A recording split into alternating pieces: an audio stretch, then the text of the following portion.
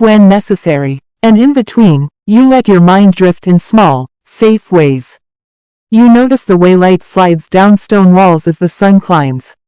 You notice how the city smells different before the heat settles in, sharper, cleaner, briefly honest. You notice how even the loudest voices pause now and then, as if listening for something they don't expect to hear. By midday, fatigue returns, but it doesn't surprise you anymore. You accept it like weather. You step aside when tempers rise. You stay quiet when complaints start to repeat themselves. Someone tells you a rumor about the emperor. You don't remember which one. The name doesn't matter. Rumors are entertainment here, not information. They pass the time and then dissolve. In the afternoon, clouds finally deliver what they threatened. Rain falls suddenly, hard enough to change the streets in minutes. Dust turns to mud. The smell shifts. People scatter and then regroup, laughing at their own surprise. You stand under an overhang and watch water run along grooves worn into stone by years of storms just like this one.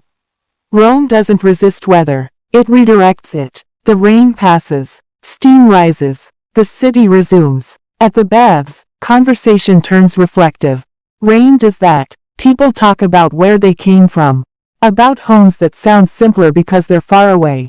You listen. You don't add much. Your story feels unfinished, which makes it hard to tell. Night arrives with cooler air. Lamps flicker to life. The streets glisten. You walk carefully, enjoying the brief relief from heat. At home, you lie down and realize something else has shifted.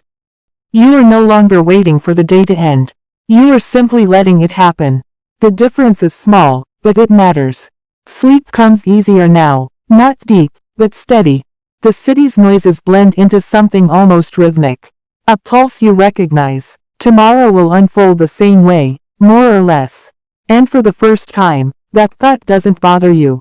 You close your eyes. Rome keeps breathing. Days still pass, but they no longer feel like obstacles to get through.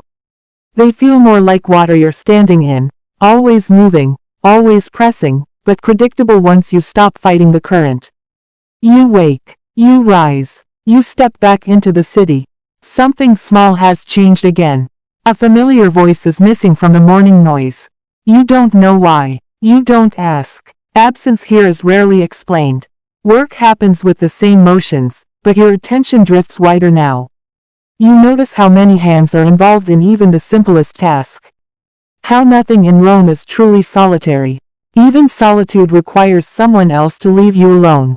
At midday, you sit near the forum longer than usual, pretending to rest while really just watching.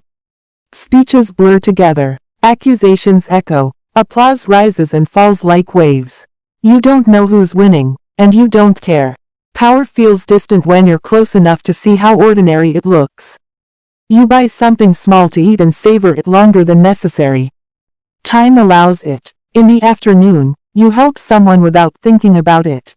Just a brief moment. Lifting something, giving directions, passing along a message. It costs you almost nothing. It feels oddly grounding. The baths feel routine now. Less novelty, more familiarity. You know which corner stays warmer. You know which hour is quietest. You choose accordingly. Someone asks you a question there. A real one. About your life. You answer honestly, which surprises both of you. The conversation ends without resolution. That's fine. Night arrives again, steady and expected. You eat. You rest. You listen to the city settle into its darker voice. Lying there, you realize that Rome has slowly adjusted you to itself. Not through force, but through time. Through repetition so thorough it becomes invisible. You are still tired. You are still replaceable. You are still living in a city that does not care. But you are also still here. And in Rome, that counts for something. Sleep takes you without resistance. The city hums.